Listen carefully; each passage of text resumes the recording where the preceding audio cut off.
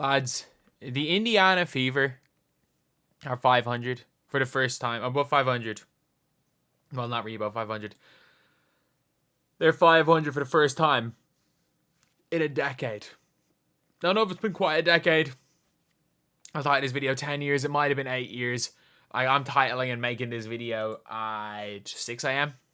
I'm up at 6 a.m. right now, getting these videos out. I'll have a couple of videos out tomorrow. This video is going to be out like early if you're in America. But like, if you guys could subscribe, be greatly appreciated. We're trying to hit 29.5k as soon as possible. But yeah, so we are looking at Caitlin Clark and the Indiana Fever. This team right now is the 6th seed. They were projected to be 6th this year. In fairness, the Lynx were projected to be behind them, but they were not projected to be in this 6th seed right now. They are ahead. The Chicago Sky are 11 and 20.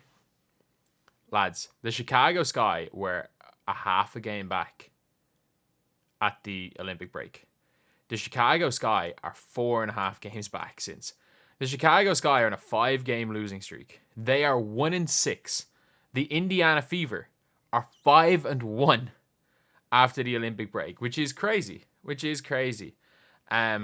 Again, record incredible. Caitlin Clark unfortunately does not have the same Raptor wins or the consensus win shares. She just doesn't.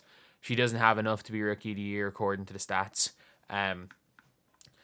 But like, I know. She had, what was it, 31-12. Not enough Raptor, unfortunately. But they're now ahead of the Phoenix Mercury. They are at 500. They started off 1-8.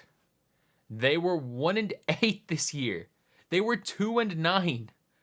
This was a team that was 2-9, which is crazy. Like, you went 2-9, and they are 14-7 since. They're 14-7. Like, that is a 2-1 win-loss. That is, since that day, they're playing at a pace better than the Aces and better than the Seattle Storm. They've been better than both of these teams since they started off 2-9, which is crazy again. And like, again, the Aces are on a 1-game winning streak. They beat the Dream with Ryan Howard shooting 20%. You're not going to win that game.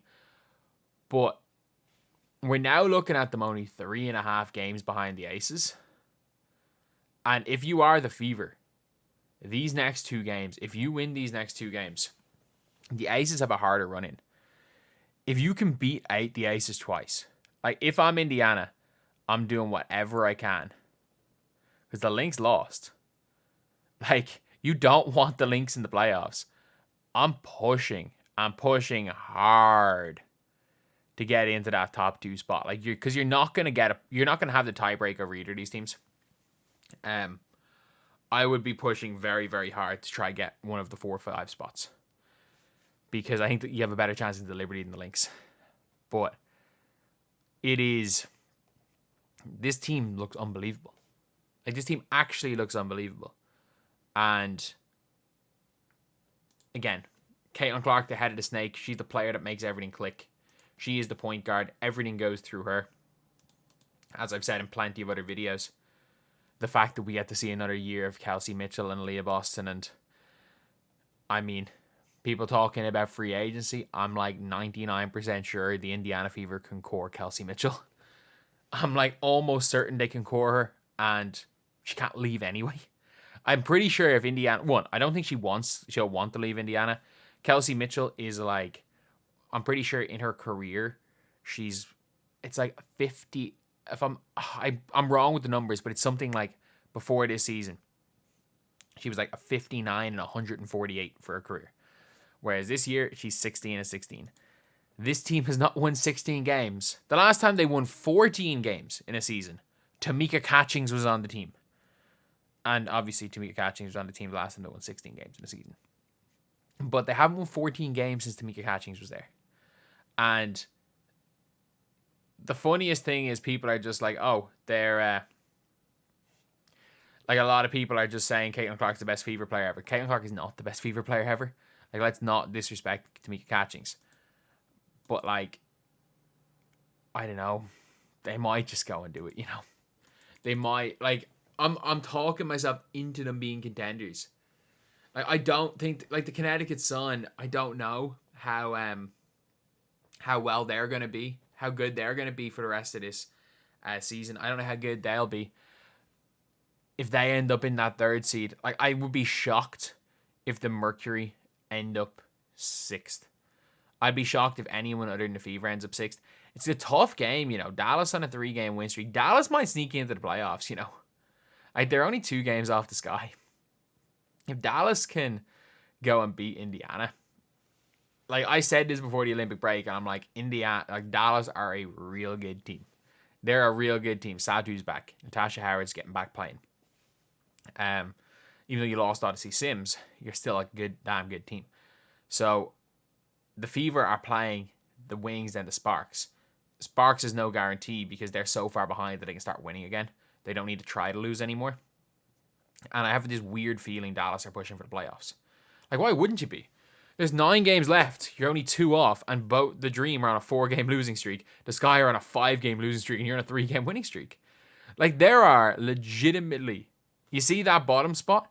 That is Sky, Dream, Mystics, Wings. All of those are in with a shout. And the thing is, if the Mystics get into 8th, it doesn't make that much of a difference because they own the Atlanta Dream's pick. So they're in almost the same position because the Sky had more wins than them last year. So like, if the Mystics get into 8, then they're cool because they just get the Dream pick. They're in the exact same position as if the Dream finished 8th. If the Dallas Wings finish 8th, again, they're in the same position as if the Sky finished 8th because they have the Sky's pick. So these 2 teams aren't really tanking because it's like, if they get 8th, they're basically in the same position as they are now.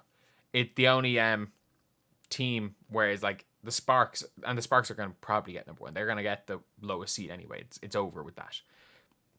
But yeah, this Fever team, they're scary. They're very, very scary. And they are now I can't believe it, they are now a 6th seed. Who would have ever guessed when the Indiana Fever were bang smack at number 11 and the only team they were ahead of were the 0-12 Mystics? I remember this team being 1-8 and being the worst team, and not only them being 1-8, them getting blitzed by everyone. They had like 2 close games. They lost to Sparks. They lost to the Sparks with Caitlin Clark dropping 30 and Aaliyah Boss having 17.5, and they still lost. This is a new team. This is not the same team that played in May. This is not the same garbage team that played in May. They've gotten very, very good, in fact, at the sport of basketball.